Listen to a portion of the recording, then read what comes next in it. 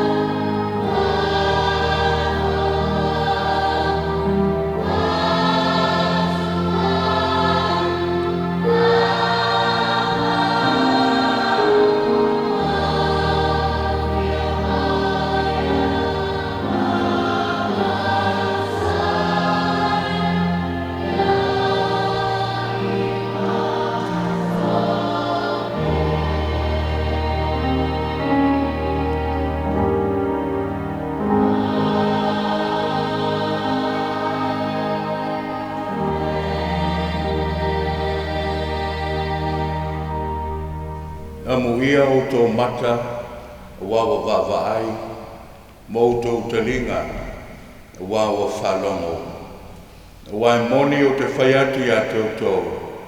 E tō teleperofeta matangata mio tonu sa nau i le fia i loa o mea o tō wai ai le i loa. Nana tō fia whalongo foi mea o tō whalongo iai, ai le whalongo i lava. Tātou te talo mo le nganga pahia. Whiu mai ale li ie ala i lo nganga. Tau tō lua la mātou tāpua inga a whaia nei lau whiu. Ina ia tonu ma anto toa i lau sila whanga. A mātou whanau na wantu i lau whiu. E ala ia i e suke riso la mātou te talo. Amen.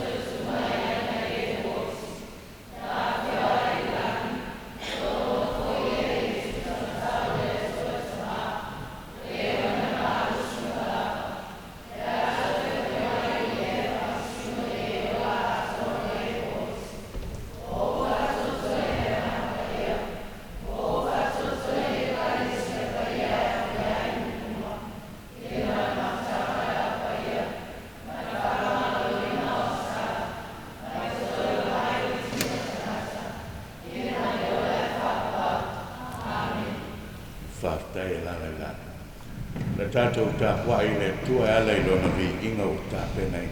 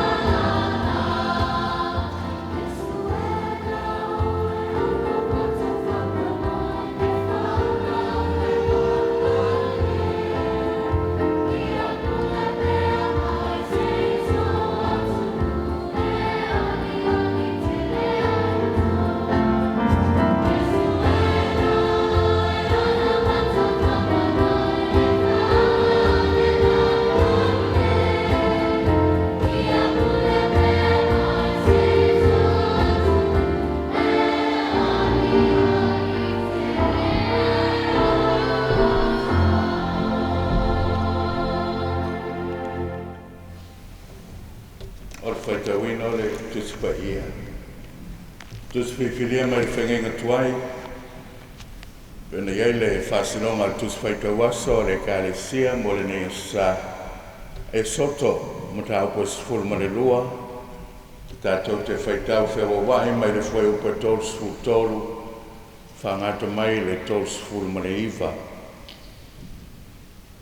Scripture reading from the Old Testament, the book of Exodus, chapter 12. We read responsively from verse 33 to 39 from the Samoan translation. E soto, mata upo e sifuru ma le lua, tātou whaitau whiawa wahi mai le whai upa tolu sifuru tolu, whangata le tolu sifuru ma le iwa. Whawhonga maia, o a whionga pa ia alo tātou wali. Ua na nati foi ai kupito i le nuu ina ia vave o na tui natu i la tau e o ese i le nuu.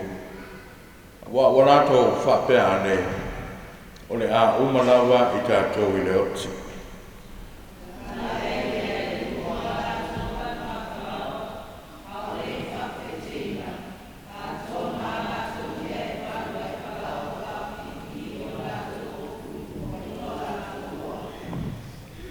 Ua whaifoi e le whanaunga i Israelu, wa pēr no whai mai ai Mose, wa lātou whai atu ia e kupito i mea a rio, ma mea auro, a toa ma ofu.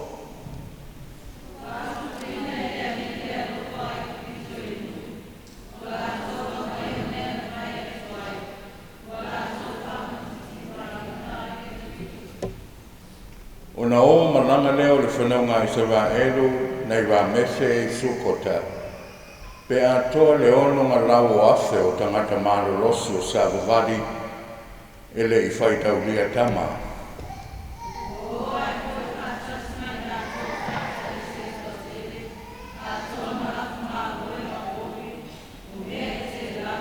Ma le whai upo e tolu sifuru iwa,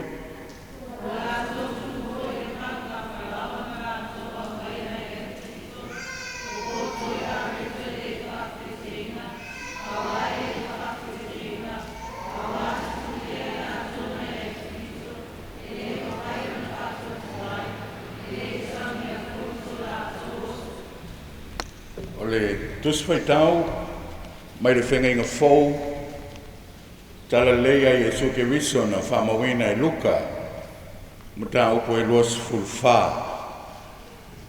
Tātou whaitau, whiawa wai mai le whai upo e sifuru ma le tolu, whangata le tolu sifuru lima.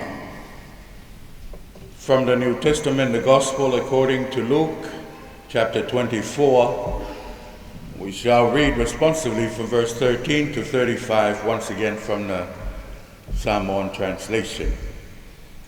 Luka e luas fulwha, foi upes fultolu e whangata le tolu sifuru lima. Whauta foi, ua ole toi lua la tau i le aso i le ai, o e maule ngoa, o lo la vā ma Jerusalema pe fitu mai la.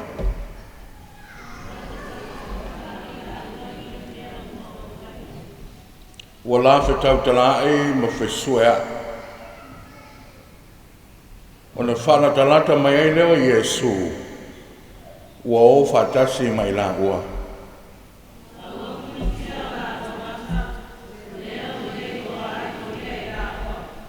Ua whetalai atu o ia te la ua.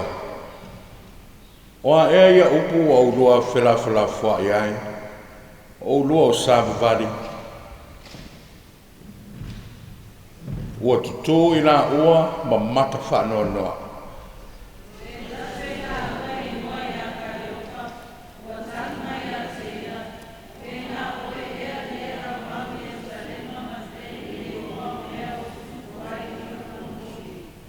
Ona whetalai atu lea o ia te la ua, oa mea, o la whai mai ai lea ia te ia, o mea ia Iesu le Nasareta, o le peofeta lea sa malosi mea nana whaia, a toa mana upu i luma o le atua ma le nu uma.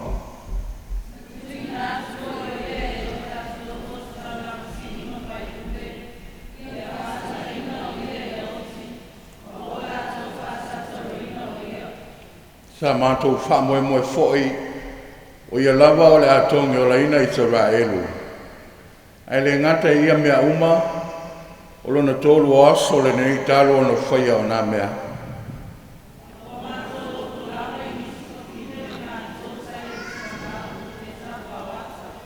E le i loa i la tau lona tino, o la tau o atu o whape atu. O i loa i la tau a ngelu o whaari mai, o e na whai mai, o soi fua o ia.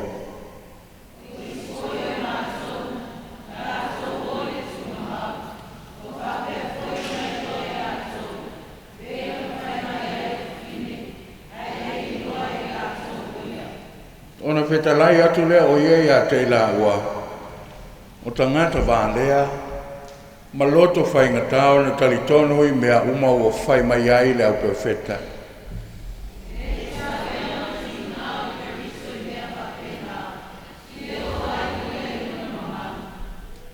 Ona whaamatala ai lea e ia te la ua o mea o tūsia ia te ia i tusi uma.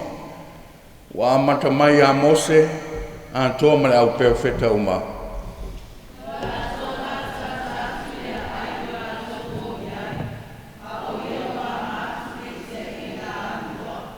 Wala pulu nau ia te ia o whape mai. Tātou te no nofo mai mawa nei, a wā o tau ngā ngaifo le la, ua lata i lea fiafi. O nau du whale atu lea o ia la tau te no nofo.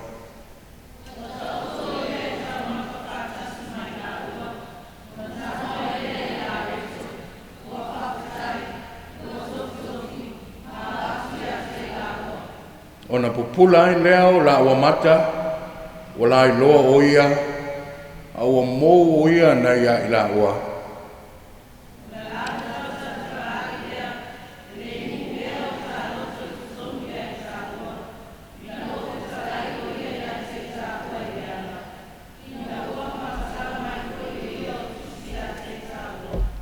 O la te tu i lunga i lea lava i tu aso, o to e fo ia tu ai Jerusalema, ua maua atu foi e la ua o le toa se fulu ma le toa tasi, ua wha poto wha tasi ma e na ia i la tau.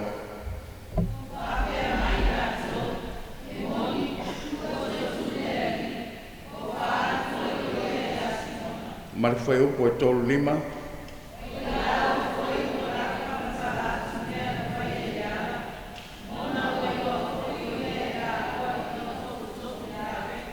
Whamanuia mai le atua, il tātou whaitau ma wharangalongo i ana whionga pa ia. Tu mau atu lona vi inga e o le whaavavau lava. Amene. O tātou taulanga i le atua, o whoinatu whatasi mo tātou tangata, mo lana whiau maritana i le.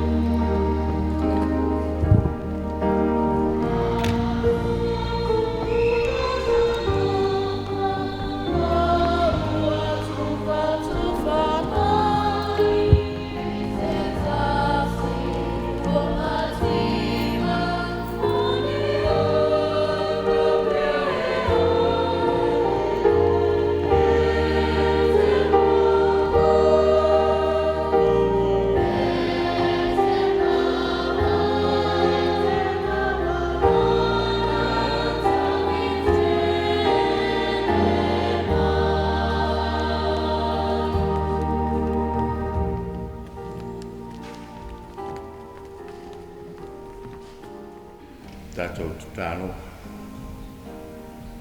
Lea li hielo mātou o tua. O la o whio na whaia le taulanga sili ana le soi fuato o ke riso. O lea fuanga foi leo lo mātou wola, fia whaitau langa I lea unoa I la wafio. O mātou te pena I nai, le nei tau langa I le nei tai ao. O foi nātu whātasi ma o mātou tangata le lie. Sila sila lofa maia, te lia mai ma whapa ia I le tau langa lau whanau. Ma whamanuia mai I la wafio. A wao mai le tuai. Ni awane I whaingo fio na ngalo ia mātou. Le whamoe moe o le ola I na iao ngā mo le isi tangata. Ma ia I loa na whaitaulanga I le au noa I aso umo le nei ona. O mātou tutalo, mo mātou manatua I le nei taia. So se tasi o whengai ma whanua noa, ma lui tau le soifu. I ailo walofa ma lo wanga le leile. O mātou te talo ala le swafo Yesu, lo mātou wali I male whaola. Amen. Le tātou pe pese I le tua I le pese o Sauniga. Mai al pese, a te teia I tātou tāsanga, le ainga o le sunga le tiakono I a tātiti, ma le whaletua I a marina.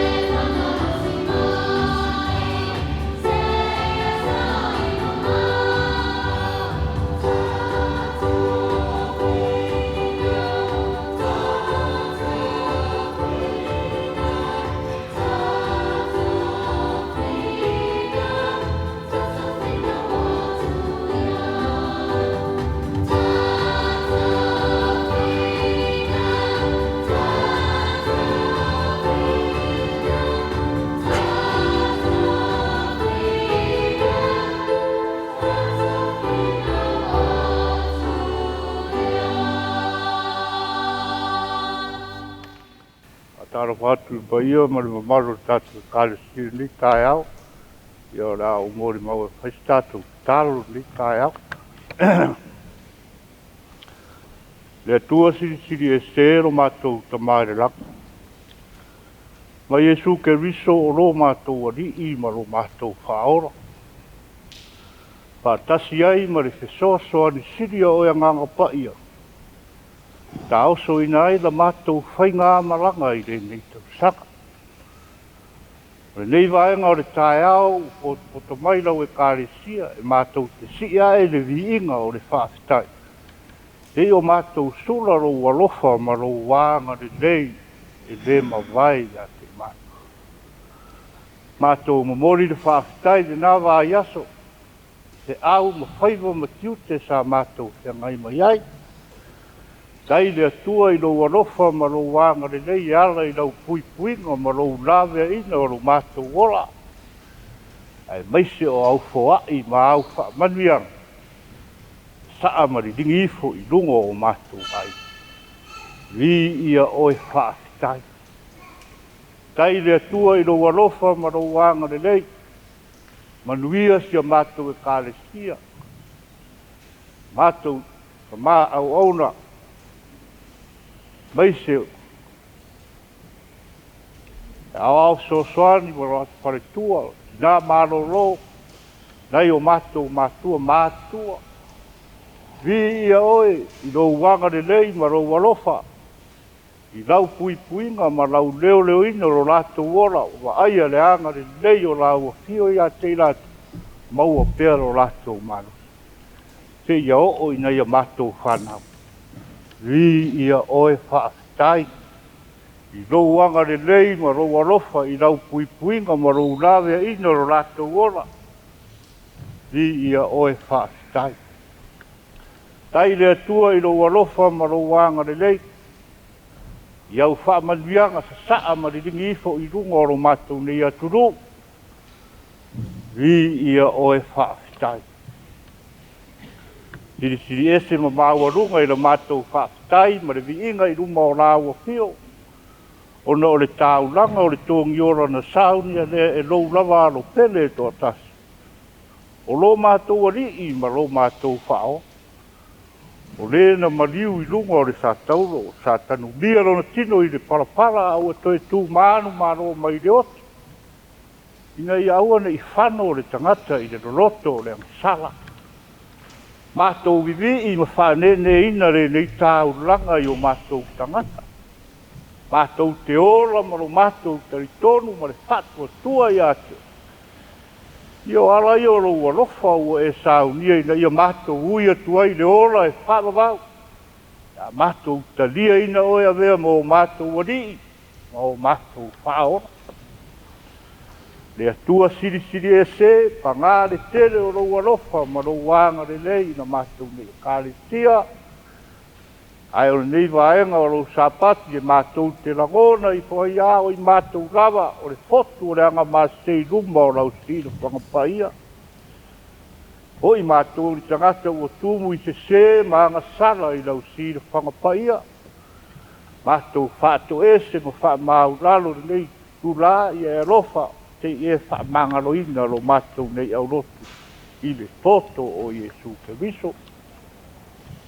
I o ai o ita ma whai vai ma vera mātou kālesia ma o rātou whiri I anga le lei ma e whaamanuia I ate I lātou. Le atua mamana, le atua eo manuia, mātou wāra au nei tūra. Alofa ma saa ma ringi mai au whaamanuianga se e whaamanuia ina ai la mātou e kālesia. Whaamanuia e no mātou e kālesia. Whaamanuia le sunga le taitai ma. Pare tua, pare no whaaro. Au soasoani ma no pare tua. Weise tina maroro. Nai o mātou mātua mātua. Ia e anga le leima e whaamanuia I ate la. Whaamanuia I nai a mātou whanau. Te ngai la tō mā o onga. Pui pui ma lawe ai lo lato ora ni tele o whainga tā ma whaapita uri. Hoa i le ora ma le marorosi a te lātou ia e mese o le poto ma le malamalama ina i o lātou ola e awa ma matau mo oe ma lo ngalo. Whaamanuia i si o mātou le ia tulu atoa. Whaamanuia i le pule ari ma whai pule. Whaamanuia i le pāle mene si o mātou le ia tulu. Iai lo alofa ma lo wanga le. Ia le atua si ete. Whaamanuia i nei o mātou, ai ngā uma o mātou no ho wala i atunu e mamao. Anga le lei ma e whaamanuia i ate i nātou. Ia, le atua siri ese, i nei aso, e isi teimi o la mātou whalongolongo, lau ngā inga e lau o auna. Whapenao na mātou whalongolongo maritoa, i nei o mātou maua, e upu mai lau o hio, tau ina ai la mātou savaringa nei tau sa. Ia, le atua i rei aso i, fua whanga umaro toe i eilo walofa o maro wāanga ele. Lea la mātou wāra au i ruma o rāua whio, e whai alama rau whina ngaro, au ane i whai o mātou. Ala la mātou wāra au i rau suafa Jesu, le ri i mare whao. Amen.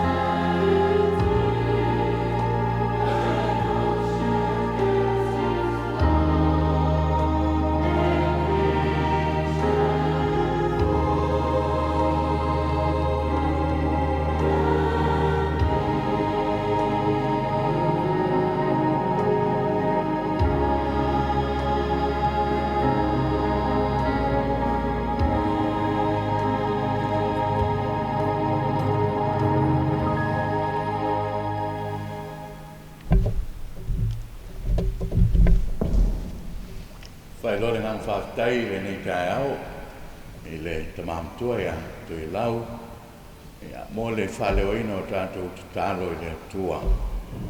Whaatai ia tui tamā, ia le ngata i lea whaatai foi le, pai e lai ngāli, tina ia whaneila, foi le usa tātiti, ma le whaltua i a marina, ma le no whalo, ia mō le ngā ruenga whai le nei asa. Matanga o fia e la e ole lau whaamanutunga, whapea le kule laa. Ia mai seo te ufungala au matanga o fia, manongi le lei. Ua whai matau langa i le nei ka whaamanuia le tua. Ua ngona foile nganga whaafitai le nei tae au.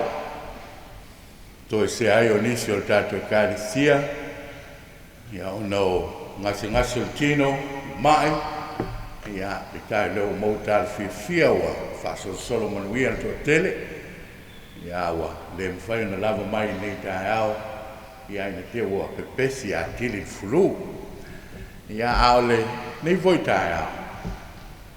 Ngona le lotu whaafitai le tua, toi te manuia mai ale, whai ngā malanga sa toe se ai a Leilani ma Karen il Navayaso sa ia il moto tuvalu ia ina luenga tau le tulafono to si la mai nei tai ao lewa o ula atu le mea lofa moli mai tuvalu sunga i whawhengainga ia whiawhianga lo sama ma le whaltua whape foi le sunga le whaiwhe au ia moe awa si kope vainga ma si ono whaltua o lo ngā lulua i tuvalu ia a moli mai a lo whaanga whatasi ma mea lofa i tele ene manato nawa tufatu nei te tautina tātou kāresia ia le au tau whasoro ula mai tuvalu ia whapea foi le ili au le lei lewa tusi mai ai o mai ngoa ia tā pena ina i sunga i ni whaiwhe au i tuvalu ma la whantua ia ngona i pēr roto whaakitai i uina wala i vasa ma no whanga ia tasi lava i tātou i luma o le tua ia le tala lei ma le whe au o whaasino ina mo i tātou whai lea ma vi inga o le tua ia o fia foi le nei tai au mo tala ia wa whatupulia le numera le tātou e kāle sie fou i ale sa o no tā pena le lanto lo tamaiti ia ma le toa tele o nei a inga fou o whaapopo ina whai mo vi inga o le tua ngā ruenga le tala lei o lo tupu pea i le vaiaso ma le vaiaso a wawa le mo i tātou ai ina ia sanga vi ia le tua i lo tātou whatawa o le launga i le swafa malu o le tua le tama le alo marenganga sa amene o maua le matua le launga i le tusia e soto sa whaita wina i le nei tae mata aupa i sifuru ma le lua fia whaunga ina le whai upo e tol sifuru e whai ma matua o te toi whaita wina o lātou tunu fōi le parunga whalawa na lātou au mai ana i ai kupito o po toi a reto e le whaafefete ina a wai le i whaafefete ina a wai na tulia i lātou na i ai kupito e le ma whai o na whaatuatuai e le sao nia fōi so lātou oso le manatu au tua le nei aso sa e tusa mar whasinonga le tus whaitau aso le kālesia a reto na whaavave po a reto na whaanatinati bread in a hurry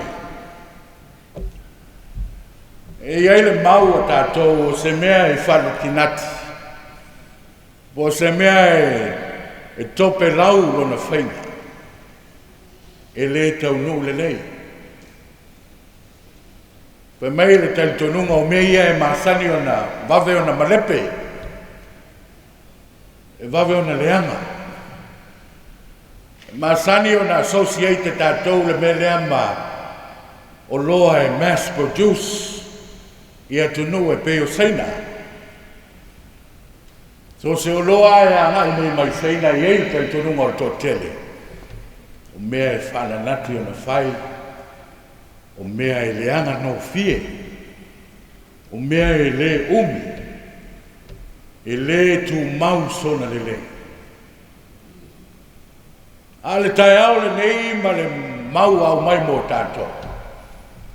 O le vainga i le whalawa le whawheteina, ua whaingoa o le whalawa whanati.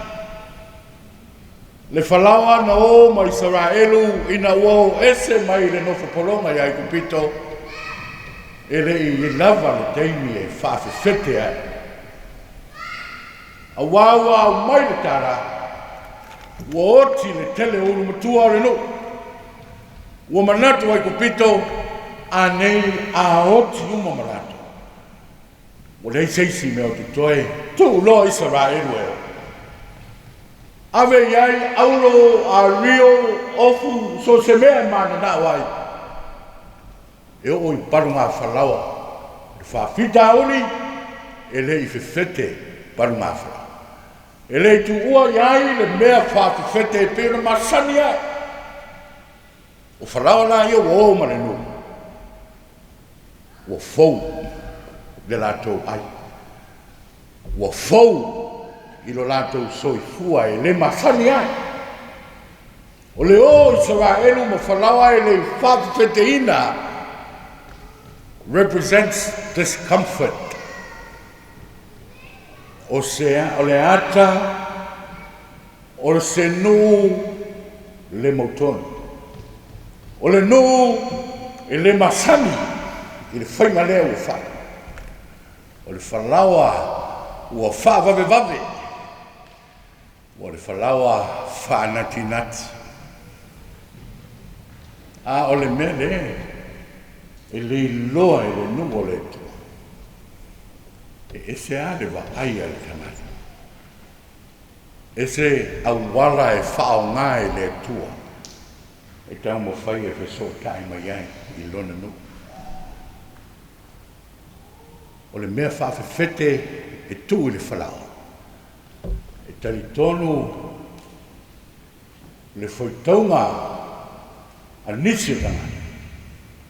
E leo se mea le lei. A le mea ua le ai se mea whawhewhete. O mea ia o mama. O le waainga lea. E peona la ngona ina I le tele o whtalainga I Yesu le whenenga fau. E le whtalainga I le tātou a le whaola whae tete I le mea whawhewhete. O loo I le autusi opu ma le au whauseio. O lona wina. O le mea whawhewhete lea e tilo iai whanmatau sisi. O le angasala. O le ola tau whasise. O le mea whawhewhete e leo se mea le lei. A o le whalawa ua ave whanati e le ai se mea whawhewhete. It represents purity. It represents holiness. It also represents sinlessness. O le ola whamamahina. Le whalawa e le whawhewhete. Whawhitauli le tupu I le nu o le tua.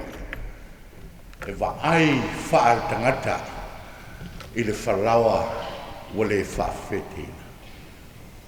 Tele leo wainga e palasi iai tātou. Ioe, mana tua le tala I le tama o Mose. Ta alua e sa vari le tasi aso. Ele masani o na ta whao ai.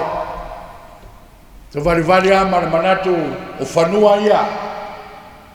It's normal. Natural. Awa te ile waai le la au o mumu e le whaangutia. Marisi o whonga o whetalai mai ia. Ona matala leo lana wa ai mai ei loa e iei tei e whaonga I le tua mea masani e wheso tae mai ei tanga. Mana tua foi le tala I tama o Iakopo. Al watu awa vai ta otoloa e moe. So tai mai le tua e ala I le miti na iei loa ai le ape whai. E alu watu I le ele e tau le langi ma angelu e o I lunga manalo. Le tangata Samoa I le lalolangi ma le natura e masani ai. A le ua wheso tae ma le atua. E ala I le miti. Mai loa ai lazy supernatural. Beyond the natural. Le tātou waai e ngata mai mea I loa e le tangata. Se ia ta tala e le tuala o sila. Ma e loa ai leisi matautia I talatu. I wonder how many of us tend to fall into that space where we see things in our natural world And we think to ourselves that this is it. There is nothing more to it. Mano tātou leiloa, o mea ia tātou te vaaia, mea masani leola. E tilo atu i e tātou ainga, kai tōrua o whanau. Mano tātou manatu o mea masani aia. Pōringa masani ala o seo tōrua. I le tae ao. Mano tātou leiloa, o le angelu, o te pena ina i le atua e whawhangu ia te oe. E na te au mai a se talamanei ai, whao sofia ai la mona, matangofia a mata i la e whakau. Loa tali ma loa whawhine, e whalawelawe i lau moe le tae ao. Ao le angelu au mai le tua e, Maia te oe le matango fio le aso. When God opens our eyes to see the things that are not always as they seem to be.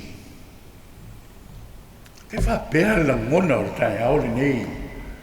I le whalawa whanati ngati e peo na iai ma le nua le tua. Tō tele i sa la elu o manatu sa sili aile no nofo pe ai kupito. Sa sili aile polonga pe oa lai ai ma ona le. Lai moa le whalawa wa uma o na whawhawhiti. Mane le iloa. O le journey e pe ona umai e le tua. Mane whalawa whanati nati. O le awala lea e te talahi. Le ngata ina ia mata le o langa whapaia le o langa ua ave ese mea whawhawhete o leo la. O le o langa ua mata o nei lo na talia mea e au mai e le tu. Malo tātou leilo. O le tusi o tupu e lua ma tau koe ono. Foi o pois fumo le ono ma suma e fitu o lo iei le tala manei ale na ia e seia. Perfetto e seia. Malana au auna. Meua langona e lau auna e seia le fefe. Ina ua vaai atu i au tau o le fili o fotu mai oka sote. Na ia whaile i le perfetto e seia. Seia. Oka se au tau lei. Wa ngai mai. A nei tātou a whioti. Me seia. Awa e te popole. E toa tele atu e o auma tātou. Nei lo e o auma i lato. Ona te talo leo i sei. Leri sei e te tala mata o leo auna. Te iei lo atu lau mata ngofi. Na matala leo mata le wauna e sei ama iei loa ai. O i e tomu runga o maunga i kariota ma sol whenua afi. Na au tau o le tu. O lo sauni ma fatali ma pui pui le au auna le. Le tangata malana wa ai e ngata mai. A le sila sila e te tala e le tua. And want to pasi le whalaua o le whawheti. Ai o i le tāua o le whamoe moe o le ola o whapai. Le ai, e o ai le teimi o toi tūru tātou o li whaola o Jesu. Le tai ao le aso toi tū sāwa wari ai le isi au so e tō rua ngai e mau. And watu Jesu joina tu iai ma latou tōtolu o whatasi ma tala noa. Ai pōngi sā i le wa ai o tangata. Ma fōna le ilo o le Jesu le lau te sāwa wari. Le ai manatu ma tilo i le whalawa le whalawa wa uma o na whawhewhete. Le teimi o le pōngi sā male mafatianga sa ia Yesu i ona poponga. Le manatu le tangata a fai woti Yesu. I le mo fai na Yesu tangata le tangata. Mauti noa o Yesu wale la woti. Le vaaya le tangata e sai tia pe le pauliuli. It gets drawn into the darkness of the past. Ele mo fai ona mapuane ona ea mai i le marmalama ona le amanatu a woti ele to e ola mai o Yesu sa vavao ai tangata sa mawa elo na tamai marana kalanoa i mata o tau le tula fono ma le tua woti o le falawa o fefete ma le leiloa o Yesu le na le aua latou sa vavali fatasi e ma o Yesu le na o le falawa na whanatinati o le falawa le whafefete ina pure God in body and soul le alau te sa vavali i e ma o le falawa le na whanatinati le kalesia o le tawa ai whaalitangata e lo atu angata a le vaai e te tala e le tua e nā te iloa le tā ua o le whalawa ua whaanatinati o le whai i teimi e tu tupu ai mei lo soifua ma lo wola. When we miss a job interview or when we miss a job opportunity, e tau te whisili. Nale me wo tupu, nale me wo whale tonu. Awa, le vevesi vale. O le whalawa whaanatinati. E iai le isi ona tau. E le umai i. Ai ta tala e le tua lau wa ai mai loa ai. Isi avanoa lau telea. Ioe. A tau whaleanga mai le lalo la. Masa ili ma sei lo soifua. Ma soe mea e whaleanga ai lo ingoa. Whalawa nā whanatina. Tino iai ma vaai ai le vaai e le tala le lei. E lau tele. Nei lo mea o i loa e o tāmata. Le atu nu o Spain. Po Sepania. E tū i le mea e tau o le Strait of Gibraltar. Po le opening lai titi a whapea. E vā ai le Mediterranean Sea, o lo o iai uma tunu Europa ma Afrika. Ia, ma le Atlantic Ocean, i leisi tu. O i le vai nuku ane e tau o le Strait of Gibraltar. E iai mo pillars e lua. I tu e lua o sami e whai ngoa o Pillars of Hercules. O le tau tonga o pillars ia e iai ma le whaupunga e whapea. I le ngangana whalatina o le Ne Plus Ultra. O le winga i le whaparangi No More Beyond. Tantonunga sa iai i tangata i vai taimi. E umaloa i Pillars of Hercules. E leisi female taraki. Until one day, a group of sailors braved the seas and went beyond it. Oh, my laro ta milo le Horn of Africa, mai loai. Oka se laro rangi e tala.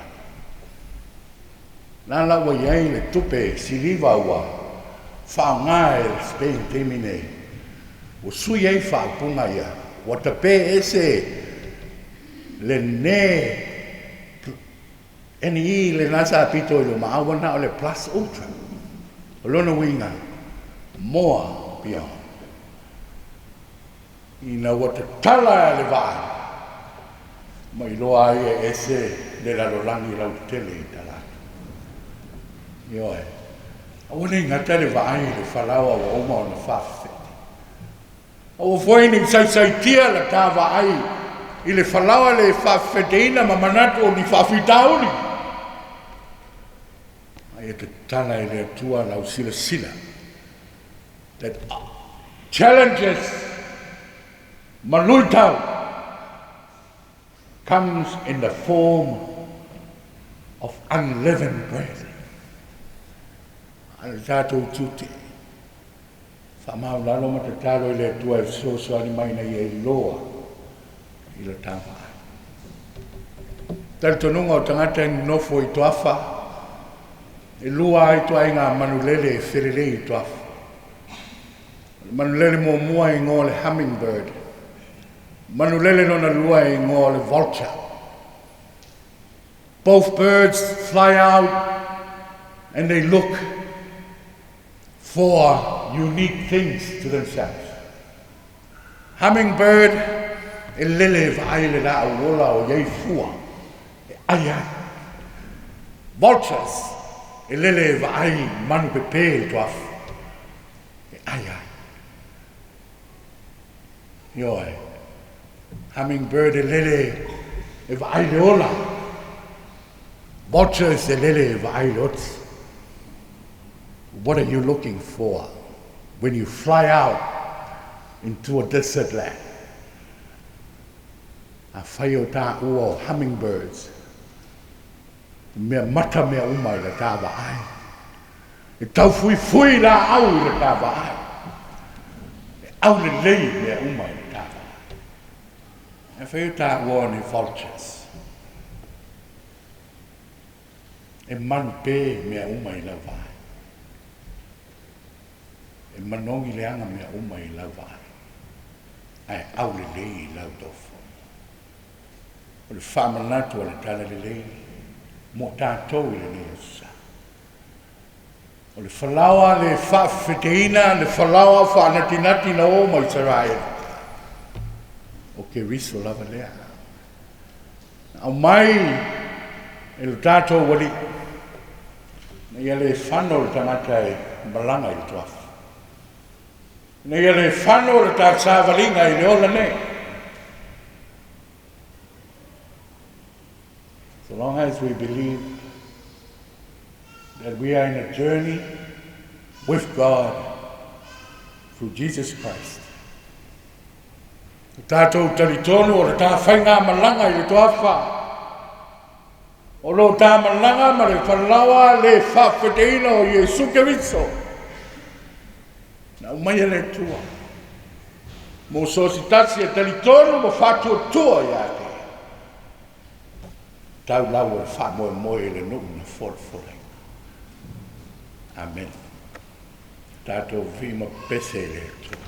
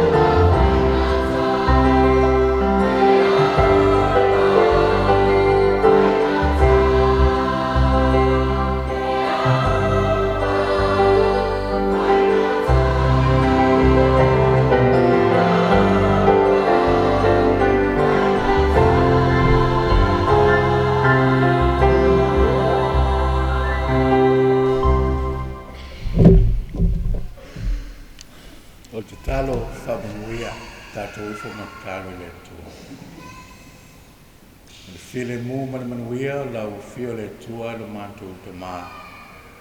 Le lofu siri ese o Yesu ke riso lo mantu wali I ma le faula. Maftanga le motu sia manu lava nganga pa ia. Ma futa ina I mātou ma lau whanau whātua tua I le lalolangi atoa. Nei o I le whavavau dau. Amen.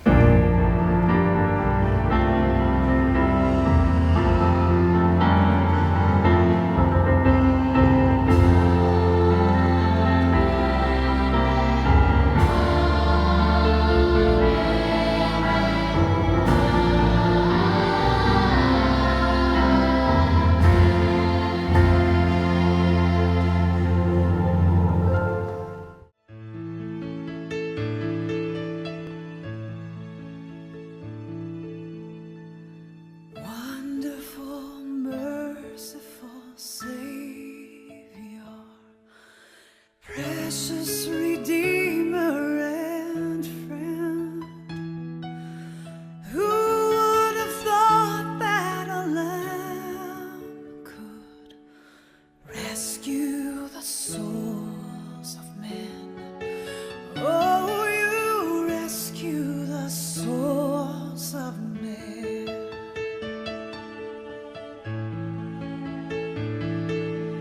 Counselor,